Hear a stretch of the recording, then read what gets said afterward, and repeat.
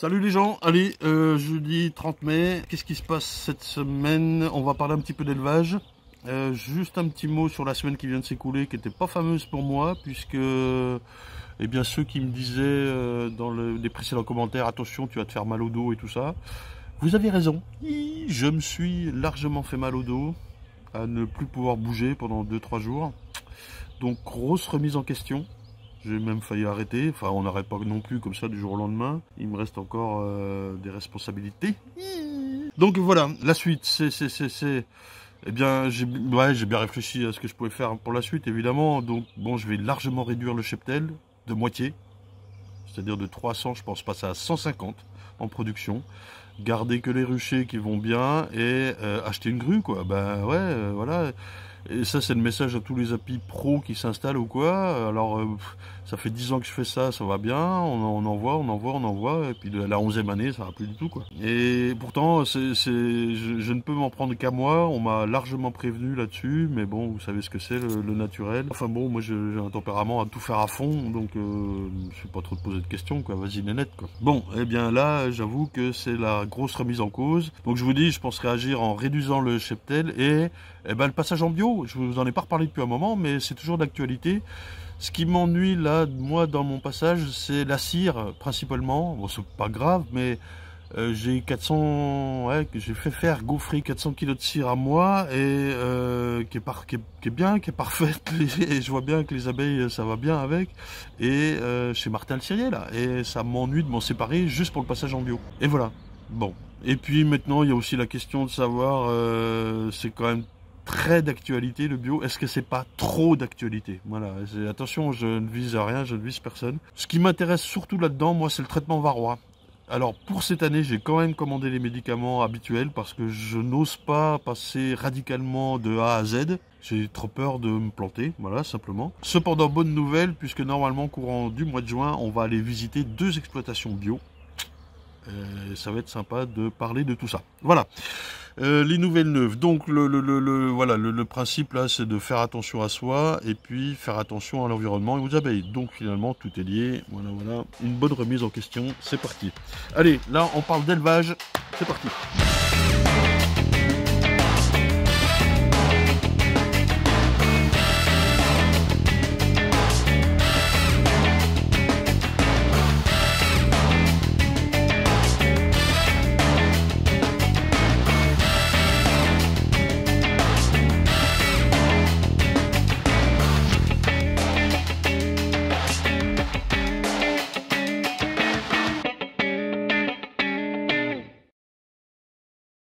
L'élevage. L'élevage, comme vous le savez certainement, et c'est l'histoire de multiplication, quoi, finalement. On va essayer de refaire, alors en ce qui nous concerne pour l'apiculture, des rennes. Des rennes qu'on pourra mettre dans nos essaims ou nous remérer, c'est-à-dire changer la vieille reine d'une ruche ou quoi, ou d'une reine agressive, d'une colonie agressive qui ne va pas. Qui dit élevage dit sélection. Quoi qu'il arrive, même sur 2 ruches, si on en choisit qu'une pour élever sur l'autre, bah, c'est de la sélection, de toute façon. Alors il y a plusieurs étapes. On va parler tout de suite des critères de sélection. Hop, rapidement les critères de sélection qu'on peut imaginer dans une colonie d'abeilles, sachant que c'est pas exhaustif, il y en a forcément d'autres. Mais enfin bon, déjà si on a ça, alors c'est pas classé par ordre, on peut faire un peu ce qu'on veut, sachant qu'il est difficile de les avoir tous réunis dans une seule colonie. Ça, c'est le plus dur, on va dire. Ce qui importe là, c'est de voir les critères de sélection. Donc, le nettoyeuse, c'est, vous savez, ça, c'est un test qui était pas mal fait. C'était sur 5 cm² à peu près, de découper du couvain, le congeler, c'est-à-dire tuer les larves, operculer, et alors, les nymphes en l'occurrence, et de les remettre dans ce petit carré découpé dans la ruche, et de voir si en 24 heures, elles arrivaient à détecter ce couvain mort et à le nettoyer à hauteur de, je sais plus, 80-90%. Et là, on pouvait dire que c'était une souche nettoyeuse. Voilà, c'est aussi des critères de sélection qui peuvent résulter de tests, non pas de simplement de juger comme ça ou quoi. Là, là, pour le coup, c'est un vrai test. Ce qu'on peut faire, nous, par rapport aux nettoyeuses, vous savez, quand on enlève le verre de teigne, la petite trace blanche qu'il y a sur un cadre de couvain, ou si on voit le verre qui sort sur son cadre de couvain et qui se balade, puis que les abeilles le regardent comme ça sans rien faire, c'est pas terrible, hein. Normalement elles sont censées le chasser quoi, ou s'en occuper, ou voilà quoi. Ce qui est pas mal aussi, l'économie, une ruche économe quoi, ou rusticité, un petit peu comme Apis mellifera mellifera, ça c'est une de ses qualités, c'est d'être économe pendant l'hiver et de bien gérer ses réserves. Après, très franchement, les emplacements jouent énormément. Le fait de prendre le vent ou pas, ce genre de truc, quoi. Et puis l'année. Une année à miel, on va nourrir forcément beaucoup moins qu'une année comme celle-ci qui est un peu difficile. Bien que là, ça semble repartir quand même. Hein.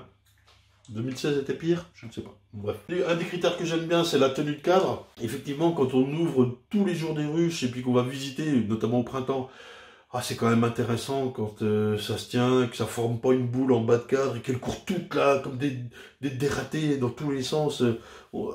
Moi, à chaque fois que j'ouvre une ruche et puis que ça court comme ça dans tous les sens, j'ai l'impression qu'il y a une gêne dans la ruche. Elle a un problème, qu'il y a quelque chose qui la dérange. Et bon, a contrario, ça me fait bizarre aussi, j'ai déjà eu ça quand j'ouvre une ruche et il n'y a rien qui bouge. Mais c'est-à-dire que les abeilles sont immobiles. C'est troublant à voir. Alors que j'ai pas eu ça souvent, mais c'était des souches de Monsieur Zimmer, qui avait travaillé avec le frère Adam. Punaise, ça c'était impressionnant quoi. Bon bref, Raymond Zimmer, j'aurais bien voulu avoir son témoignage, ouais. Ça aurait été bien. Bon bref, ça c'est pour moi le principal, c'est celui que je vais regarder le plus, le non-essaimage. Ouais. Là, sur les deux souches que je vous ai pas encore montré, je vais vous les montrer dans le montage. Ce qui m'est important, c'est qu'elles n'aient pas fait de cellules. Voilà. Elles n'ont, sur 2 ans, elles n'ont pas fait de cellules d'essaimage. Ça, c'est pas mal, quoi. C'est pas mal. C'est-à-dire que c'est très important, même. On voit bien, quand ça essaime, le nombre de kilos de miel qu'on perd. Alors, bah oui, là, c'est pas de l'apiculture de loisirs, donc, bah oui. Oui. La douceur, ça rejoint quand même un petit peu la tenue de cadre. Hein. C'est souvent lié, mais pas que. Par exemple, là, moi je me suis un petit peu trompé dans mes fécondations l'année dernière. J'ai laissé les ruchettes pas vendues en place dans mon ruchet de fécondation. Et ces mâles ont participé à la fécondation de mes reines l'année dernière. Et donc, j'ai obtenu des reines qui avaient comment dire, les caractères de leur mère, c'est-à-dire en l'occurrence de la tenue de cadre et tout ça. Par contre, là, je les ai vus au printemps, quand on allait les ouvrir, des temps où il y a beaucoup de... Bon, c'est un petit peu normal, mais des temps où il y a beaucoup de butineuses dans la ruche, où elles sortent pas, elles sont un petit peu agressives. Donc ça, c'est ma faute, je pense, en partie à cause des fécondations des mâles, la non-gestion de ça. C'est pour ça que là, j'ai mis vraiment que... vous allez le voir, hein, j'ai mis vraiment que des ruches à mâles qui sont très très douces. Et voilà, ça je pense que c'est ma faute d'avoir réussi à faire quelque chose qui tienne la route à ce niveau-là, mais qui ne soit pas très très doux. Mais c'est aussi normal quand ça butine pas et que toutes les abeilles sont dans la ruche et qu'elles, entre guillemets, elles s'ennuient, limite elles ont faim. Franchement, vous allez ouvrir et vous sautez dessus. C'est des abeilles qui piquent, hein, à certains moments, c'est normal quoi. La production de miel, à certains moments, ça se compte aussi. Je sais que pour certains, ça va être un des premiers critères. Moi, pas forcément, parce que je me dis, si la colonie est là, qu'elle est populeuse, qu'elle est en bonne santé, si le nectar est présent, alors ça va y aller, quoi. Elles vont faire du miel. Voilà. Le démarrage tôt en saison, moi je suis pas super fan de ça, parce que ça incite souvent un essaimage aussi rapide. Et voilà, je me méfie de ça. En même temps, je comprends que dans certaines régions, par exemple dans le sud ou quoi, ce soit plus évident. Ou le fait, par exemple, aussi de faire des essaims très tôt. Pourquoi pas. Bon. Alors ça, c'est le critère qui revient de plus en plus. Et il faut développer ce critère-là. Après, c'est pas donné à tout le monde. Hein, ça se fait pas... justement, ça se fait pas en claquant des doigts en disant je laisse faire la nature. Mais celle qui crève, elle crève. Celle qui reste, elle reste. Ça se fait pas comme ça. Hein, on est bien d'accord. Mais la sélection VSH, donc varroa sensitive hygiène, je sais pas quoi, c'est surtout donc les colonies aptes à détecter le varroa dans le couvain et à désoperculer ce couvain pour sortir la larve. Ce qui fait que le varroa ne se développe plus et il y a un arrêt de progression de développement de ce varroa. Voilà. Voilà quelques exemples de critères. Il peut y en avoir d'autres comme la longueur de la langue. Je pense par exemple à la caucasica, je crois, hein, c'est celle-ci qui a une longueur de langue plus longue qui va donc plus profond dans les fleurs et donc qui ramène plus de nectar. Voilà. Bref, plein de choses. Je suis pas spécialiste. Donc, voilà ces critères-là qu'on peut voir, ces critères de sélection qu'on peut appliquer. Alors, c'est difficile de tous les mettre sur une même colonie, quoi. Je veux dire, c'est limite exceptionnel. Sachant qu'en plus, la tendance est évidemment, et c'est très bien au VSH, bon, c'est compliqué. Moi, j'en suis pas là. Alors, ce qui se pratique habituellement, vous avez peut-être entendu ça, c'est la sélection massale. C'est-à-dire qu'on va choisir une ou deux ou trois colonies sur l'ensemble de son cheptel. C'est-à-dire, par exemple, moi, sur 300 ruches en production, ça ferait 1%, quoi, en gros. Et c'est sur ce 1% là que je vais greffer, et on va y revenir, le greffage, et faire mes rennes. Alors je fais pas exactement ça. Alors la sélection massale quand même, c'est donc une sélection sur l'ensemble du cheptel, mais sans se soucier de la descendance. Parce que le top, ce serait en fait de faire cette sélection là, de choisir une ou deux ou trois reines, de faire 30 filles, 30 reines, quoi, d'en faire 30 essaims, de les faire hiverner et de regarder ce qu'elles donnent à la saison d'après. Et en fonction de ça, de choisir laquelle de ces trois reines est la meilleure, et donc l'année suivante, de se dire, ben, c'est celle-là que je vais multiplier. Mais donc, vous comprenez qu'il s'est déjà passé 1 an. Or, la durée de vie des reines et des colonies fait que, enfin des reines, quoi, fait que c'est compliqué, quoi. Alors en plus, moi ce que je fais, c'est que j'achète de la sélection. Des reines un peu plus chères qui sont fécondées, la fécondation dirigée, c'est-à-dire qu'il y a vraiment un choix des mâles qui est fait, par exemple sur une île, ou des reines inséminées. Ça coûte un petit peu plus cher, mais c'est déjà une présélection qui est faite, et moi, j'en achète plusieurs, et je fais une sélection de cette sélection. Alors en plus, si je reçois ces reines tardivement à l'année N, par exemple fin juin, ou voire juillet, ce qui m'est déjà arrivé, il est difficile tout de suite de faire 30 reines, de les tester l'année suivante, d'attendre encore à N+1, de voir ce qui se passe tout N+1, et de dire, bah, je vais greffer dessus à N+2.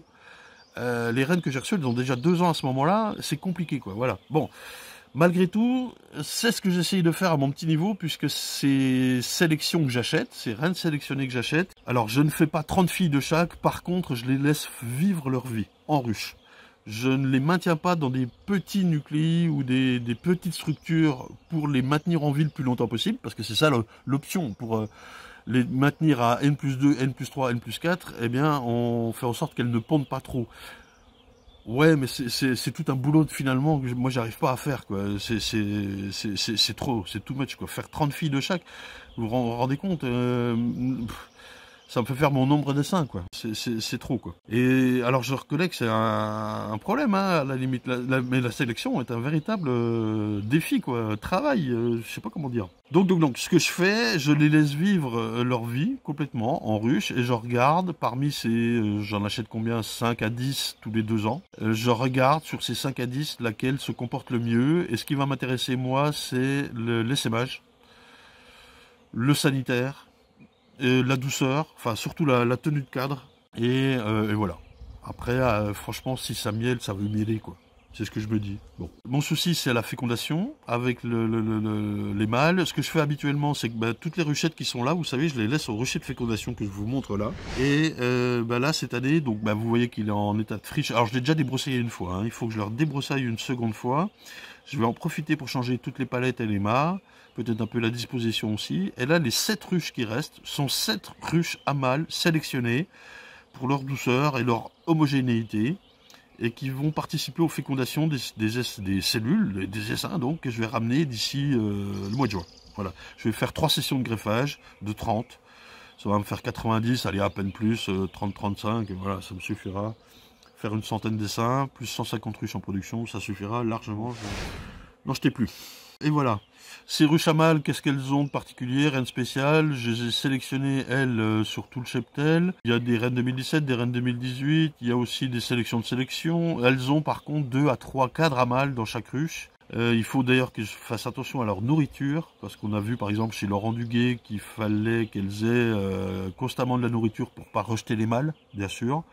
Et puis le nombre, on me posait la question du nombre de ruches à mâles par rapport au nombre de reines. Mais pareil, là moi je me base sur ce que nous avait dit Laurent Duguay. Vous vous souvenez, c'est une ruche à mâles féconderait une trentaine de reines. Voilà, moi je suis largement dans les clous, ça me suffira largement. Plus au moment où je fais l'essaim, bon ça on le verra courant du mois de juin au moment où on va faire les essaims, les mâles sont souvent situés sur les rives. Les 2 cadres de rive, ils sont là, regroupés. Alors il y en a dans toute la ruche, mais souvent ils sont là. Donc ce que je fais, moi, dans les ruches qui m'intéressent, calme, souvent jaune bien sûr, et bien je vais secouer, si je prends pas le cadre de rive, en général je le laisse dans la ruche de production, ce cadre de nourriture qui est plein de mâles, je vais le secouer dans ma ruchette pour prendre ces mâles là, qui participeront à la fécondation de la future reine. Voilà. Au niveau des souches, je vous montre tout de suite, là j'en ai deux que j'ai repéré, ben, j'ai déjà filmé, a priori c'est la première que je vais garder, vous voyez ce que ça donne. Donc ici une colonie qui pourrait me servir de souche. J'étais pas sûr, je l'avais mis 2 cadres à mâles, parce qu'en tout cas je voulais profiter de ces mâles. Maintenant je me dis, elle peut me servir de souche quand même. Ouais. Ce qui m'ennuie c'est qu'elle a, c'est pas ennuyant, mais elle a des cadres neufs, elle en a 6 là. Enfin, les 3 rouges et 3 verts. Dans les cadres récents, on a du mal à voir les larves. Il vaut mieux prendre des cadres un peu plus noirs, un peu plus foncés, comme celui-là, je pense, pour greffer. C'est plus facile. Là, pour l'instant, je sais même pas si j'ai fumé. J'ai fumé? Je sais plus. Je vais voir ce qui se passe. Moi, ce qui m'intéresse... En fait, tous les critères m'intéressent. Non, mais c'est vrai que c'est compliqué, quoi.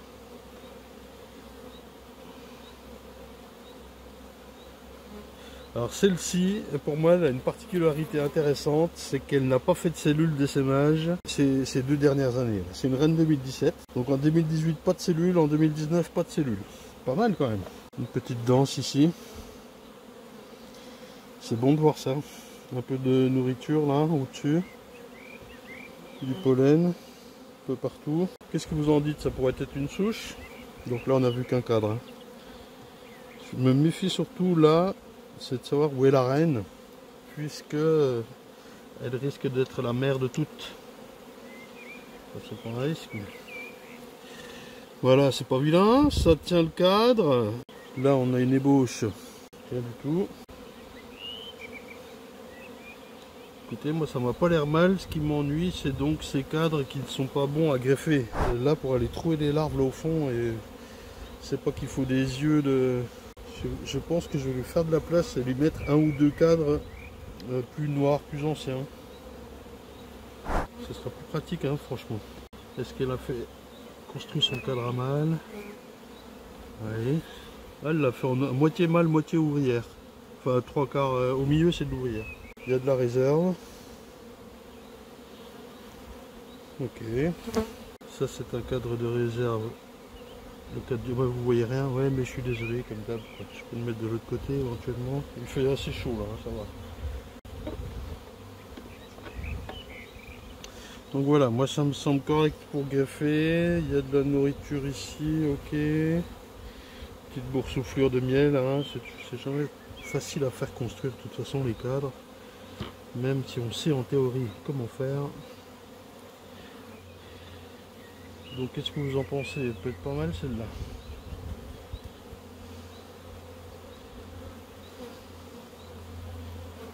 Donc oui, moi les critères d'essaimage j'ai quand même dans les prioritaires. Puisque elle peut être sauvage ou douce, elle peut être un peu tous les autres trucs. Pas malade bien sûr, mais si elle essaime, on perd tout quoi. Donc vous allez me dire, on perd les varrois aussi, c'est vrai que c'est pas mal. Ça n'est pas pondu. Ce que je vais regarder aussi, c'est les mâles. Qui sont l'expression directe de la reine. Hein, on est d'accord? Un gros dodu. Pas la gueule. Hein? Alors, oui, je regarde les mâles parce que bah, ça me donne une indication quand même sur la reine, quoi, finalement. Puisque là, on a un individu issu de la reine directement. Tiens, là, la reine, elle est là. Je regarde la ponte, pas mal du tout. Ce qui m'inquiète un petit peu, voilà, les réserves, il y a 2 cadres au début, on a vu. Ah, puis celui-là aussi. Donc si elle arrive à s'entourer de réserves quand même, c'est pas trop mal. Voilà, tout là c'est de la réserve. Sachant qu'on sort du mois de mai merdique là. Hein. Donc ça va encore. Je l'ai pas nourri. Bon. Ça me paraît plutôt pas mal. Allez, je vais remettre mon cadre là.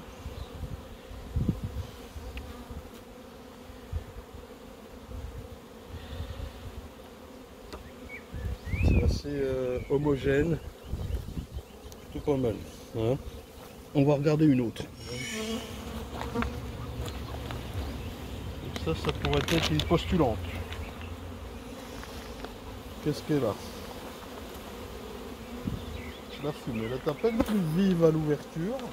Elle a plus de réserve aussi, je trouve. Comme ça, vu de haut. Ça, c'est pas dit.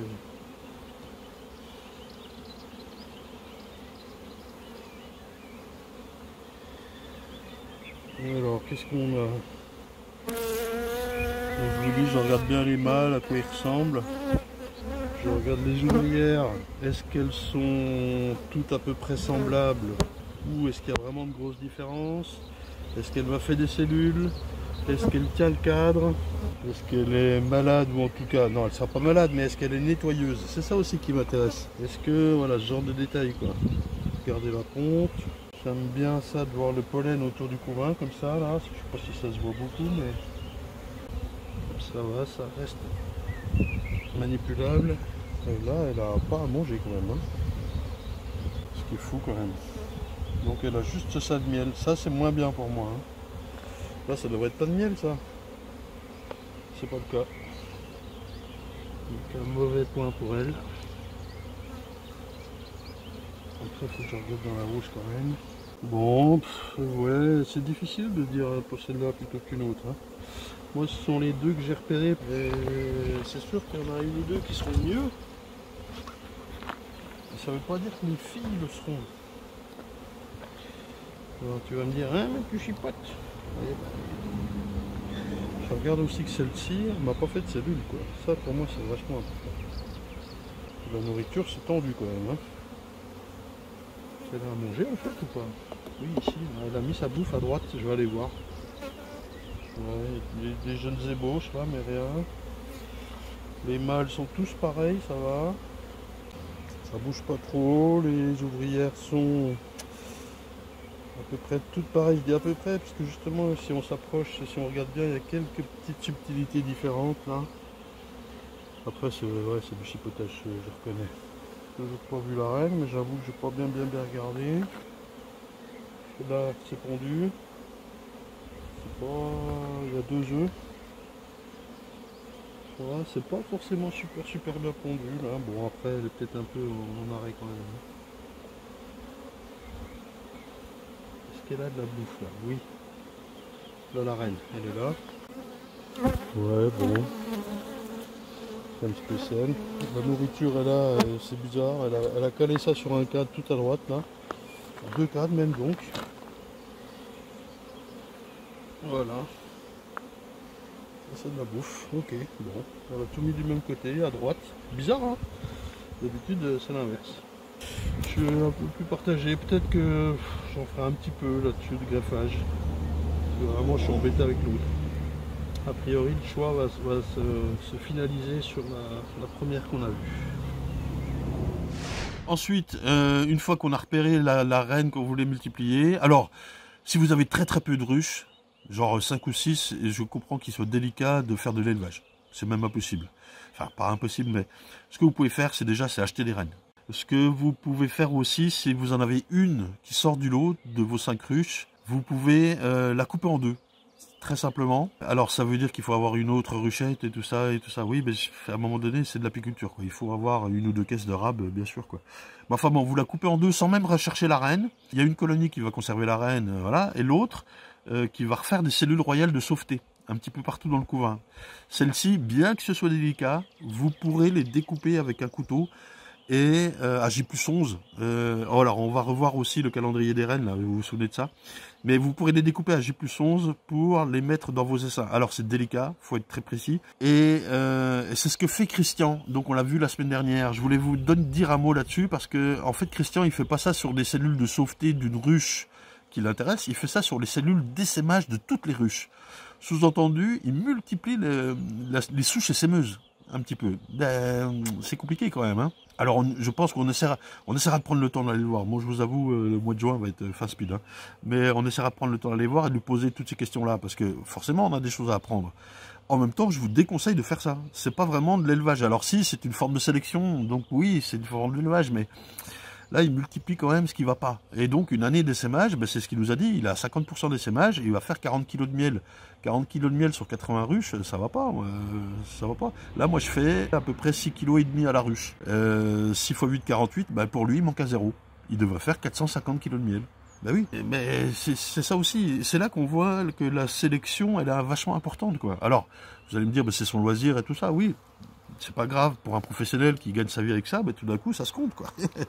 Voilà. Donc tiens, je vous reparle tout de suite du calendrier, jour J, le coup du greffage. Qu'est-ce qu'on va chercher, tout ça, très rapidement. Ça, vous vous souvenez, le petit calendrier, je vous le remets, mais c'est surtout pour les gens hein, qui découvrent les vidéos. Et puis tout à la fin de cet épisode, je vous remets les liens des vidéos à voir là-dessus, où je parlais déjà de ça. Ça, c'est le cycle de développement de la reine, vous vous souvenez, œuf 3 jours, larve 5 jours et demi, nymphe, oh il manque un E, 7 jours et demi, je l'ai fait à l'anglaise, nymphe. Et donc en 16 jours, on a une reine vierge qui va prendre son temps, je vous l'ai déjà dit, pour se faire... en fait, justement. Alors nous, ce qu'on va faire pour le greffage, on va aller chercher une larve âgée de 24 à 36 heures, c'est-à-dire ici. Vous vous souvenez de ça? Sachant que là, c'est l'operculation. Hein. 24 à 36 heures, une jeune larve, et on va aller la prendre et la mettre dans notre cupule. Ok? Alors justement, il existe un petit truc, le cupule larve, là, j'ai jamais essayé ça, mais je pense que ça marche, où on insère ça dans notre ruche souche, la reine vient pondre directement dans les cupules, et nous, après, on n'a plus qu'à les récupérer et les mettre en éleveuse. Ça évite l'opération de greffage. S'il y en a qui ont des problèmes avec ça, pourquoi pas. Donc ça s'appelle le jour J. Je le mets là. Le jour J, c'est le jour du greffage. Le jour J. Donc J égale 0. Tout le monde est là? Allez. Ce qui se passe, une fois que c'est operculé, donc moi en général à J+5, je vais mettre les bigoudis. Ça évite si jamais vous vous loupez à la naissance, que toutes les vierges, ou qu'une vierge bouffe toutes les cellules. Ça évite aussi un essaimage ou quoi. Ça évite des fausses constructions si ça miel fort. Moi je trouve que les bigoudis c'est pas mal. À J+11, je vais introduire ça dans mes essaims. Ce que j'aime bien utiliser, c'est de prendre que la petite cupule avec la cellule. On le verra dans un autre épisode, hein, je pense, mais on l'a déjà vu. Avec le Protect Cellule. Vous savez, ce petit truc en plastique qui est pas mal du tout. Voilà. Sachant que cette opération, on peut le faire avant. On peut le faire à J+2, J+3, J+4, J+5. En ce qui se pratique, c'est J+2, J+5, voilà. Entre J+5 et J+11, je vous déconseille de le faire. Vous vous souvenez, parce qu'il y a à ce moment-là, exactement, je ne sais plus où il se situe, je vous l'ai déjà dit, où la nymphose inclut le fait que la nymphe soit tenue... Vous imaginez la cellule royale, la nymphe de la reine est comme ça là-dedans, l'abdomen au-dessus, elle est tenue par un fil très très fin. Et ça casse, et si ça casse, c'est foutu. Voilà. Et dans la suite du calendrier, donc, J+25, vérification de la ponte. C'est par contre le jour mini pour moi, je vous l'ai déjà dit, vérif de ponte. Ça peut être un peu plus tard, à 26 ou 27. Ça, c'est pas grave. En tout cas, pas avant, ça pondra pas. Ça peut arriver, mais c'est rare. En tout cas, ça peut arriver surtout après, par exemple au mois de mai où il a beaucoup plu, eh ben, les vierges ne vont pas forcément sortir se faire féconder rapidement. Ça va prendre plus de temps, quoi. Voilà. Faut pas être pressé des fois, hein. Faut laisser faire un peu la nature, quoi. Bon, voilà. De toute façon, avant, on peut rien faire. Il faut laisser faire. Et après, c'est pas que c'est trop tard. Mais si jamais ça a raté et que vous intervenez beaucoup trop tard, qu'est-ce qui va se passer? Elle va devenir bourdonneuse. Mais oui. Vous vous souvenez ce que c'est qu'une bourdonneuse? Évidemment. Bon. Et ben voilà. J'enchaîne avec le matériel de greffage. Je vous rappelle ce que c'est. Donc le matériel pour greffer, hop, on se fait des barrettes avec avec des cupules là. Alors c'est des porte-cupules, voilà exactement. Je vous montre. Alors ça c'est des trucs que je réutilise, hein. Je les gratte, je les passe à la machine dans un petit filet là, et voilà, c'est Émilie qui m'avait dit de faire ça, ça marche très bien.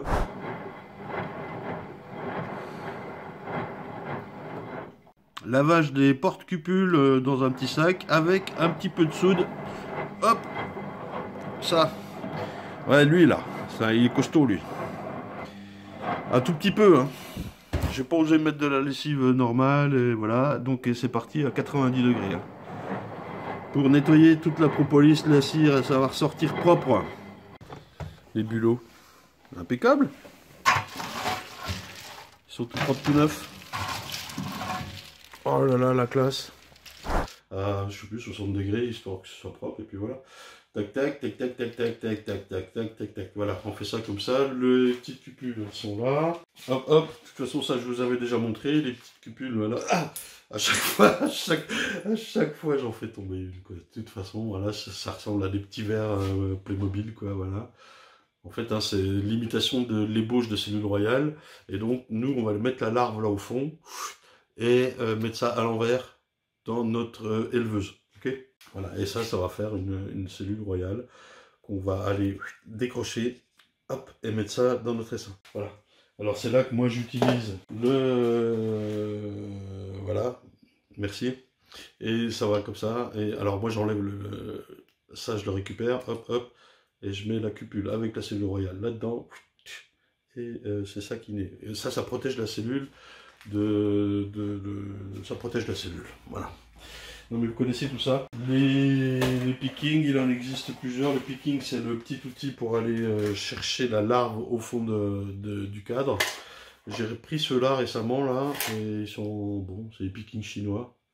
Moi j'aime bien ceux-là, il y a les pickings de dentiste, il y a un peu tout. Chacun trouve son petit truc. Voilà, voilà. Ah, les bigoudis aussi. Ça c'est pour protéger les cellules. Je vous avais déjà montré hein, tout ça encore. Une fois que la cellule est là, J+5, c'est ça le bigoudi que j'amène. Et que je mets là-dedans. Voilà. Ça isole la cellule ou la reine si elle naît et qu'on se loupe. Voilà. Il y a aussi, je les laisse dans les éleveuses jusqu'à J+11 au moment où je vais aller chercher pour les mettre dans les essaims. Mais il y a aussi le fait de, une fois que c'est operculé, à J+5, là où je vais mettre le bigoudi, de les mettre en couveuse. On peut tout à fait faire ça et ce qui libère la place dans les éleveuses. Oui, tout à fait. Moi, je n'utilise pas ça, les couveuses. Et donc, le jour J, on va aller chercher donc des larves âgées de 24 à 36 heures dans notre ruche souche, celle que je vous ai par exemple là présentée. Et on va mettre ça dans des éleveuses. Alors les éleveuses, j'en ai deux là-bas. Il y a plusieurs types. Ah, il y a le soleil qui commence à me brûler les yeux. Ah, je brûle. Soit on fait des... Alors il y a les starters, finisseurs et tout. Et tout. Franchement, je vous détaille pas ça là. C'est pas franchement important pour nous. Je vous explique comment j'ai fait. Là, je voulais vous faire des finisseurs horizontaux de 18 cadres avec une partie orpheline et une partie non orpheline avec la reine. Je m'y suis mal pris, ça a essaimé, donc je peux pas m'en servir. Tant pis, on essaiera de faire ça une autre fois. En tout cas, c'est comme ça que j'avais appris. Mais ça engage quand même beaucoup de manipulation, de changement de couvain et tout ça. Bon, bref. Là, ce que j'ai fait, je vous montre, j'ai réuni des colonies, 2-3 colonies dans une pour avoir énormément d'abeilles. Dans une ruchette, 6 cadres. Alors en fait, il y a 5 cadres et une partition. Et quand j'arrive avec mon cadre de greffage, j'enlève la partition, je mets mon cadre de greffage. Voilà. Ce qu'il faut, c'est beaucoup d'abeilles, beaucoup de jeunes abeilles qui vont prendre en compte l'élevage de ces futures cellules. Voilà. Et beaucoup de pollen aussi. Alors moi, là, c'est ce que j'ai remarqué, c'est qu'il n'y a pas énormément de pollen. Ce que je vais faire, je vais essayer de ramener, j'en ai en rab en chambre froide, et je vais essayer si ça va pas mieux là dans la nature, bon, il devrait faire 28 degrés ce week-end, les fleurs vont s'ouvrir au bout d'un moment, bordel. Mais voilà. S'il manque quelques éléments, genre de l'humidité, enfin de l'eau, du pollen, des protéines, des éleveuses, c'est-à-dire des jeunes abeilles, plus un greffage réussi, c'est compliqué quoi, franchement. Donc voilà, et puis ce qui va manquer au final, c'est un calendrier basé sur le jour J. Donc là, pour le mois de juin, moi je me suis prévu quand je faire les essaims, je me suis prévu, alors tout ça au milieu des récoltes d'acacia, d'extraction, de visites, d'exploitation, ça va être compliqué, mais bon. Quand faire les essaims, quel est le jour J de mes 3 ou 4 greffages, j'en ai prévu 3 mais ce sera certainement 4. Le jour J, à J+5, je vais aller mettre les bigoudis, à J+11, je vais introduire en cellule, et à J+25 minimum, ça peut être plus 26, plus 27, je vais contrôler la ponte. Voilà ce qui se passe. Et une fois que ça c'est fait, je fais en sorte que les colonies se développent, qu'elles ne manquent pas de nourriture, les essaims, hein, qui seront en ruchette et qui vont hiverner comme ça pour l'année prochaine. Voilà, que je fais en sorte que tout aille bien, et puis là ben, on se retrouve oui, juillet, août. Bon bref, voilà. Oui, sur le fait d'avoir peu de ruches et de finalement diviser en deux une colonie qui nous intéresse pour aller chercher les cellules royales de sauveté, hein, celles qu'elles font dans le couvain. Je reconnais que ça ne doit pas être très évident, mais enfin bon, de là vous pourrez forcément tirer 1, 2, 3 cellules, forcément, à être tranquille, sage quoi. Hein. Bon voilà, je fais très court cette semaine. De toute façon, il y a l'index ci-dessous là, qui a été fait en grande partie grâce à Flo et puis 2 ou 3 autres participants. Pardon, j'ai oublié les noms. Merci à eux. L'index qui vous renvoie aux épisodes intéressants sur l'élevage. Je vous les mets tout à la fin de la vidéo en lien. Et puis voilà. Merci à vous. Le mois de juin va être fin speed avec des visites et tout ça. Merci. Et puis bah oui, merci au Tipeee aussi qui pour le coup, alors non pas va m'aider à payer la grue, mais va m'aider à payer les déplacements. C'est ce qui était prévu pour aller filmer d'autres exploitations. Et je vous dis pas encore tout ce qui est prévu là pour juin, juillet, mais ça devrait être pas mal. Juin, juillet, août même. Et puis en attendant septembre et Happy Mondia. Voilà, Montréal. Et puis après, octobre, novembre, il y a plein de choses qui arrivent. Oh, ça va être super. Allez, merci, ciao.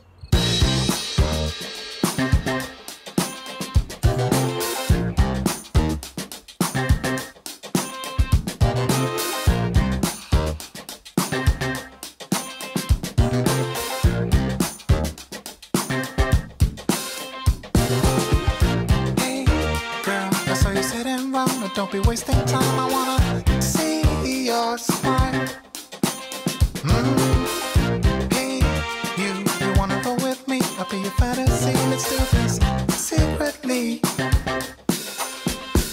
And if you stay the night, yeah, if I do alright, you might be coming back for more. And if you're coming back, we must be on the right track, and I'll be stepping up for sure.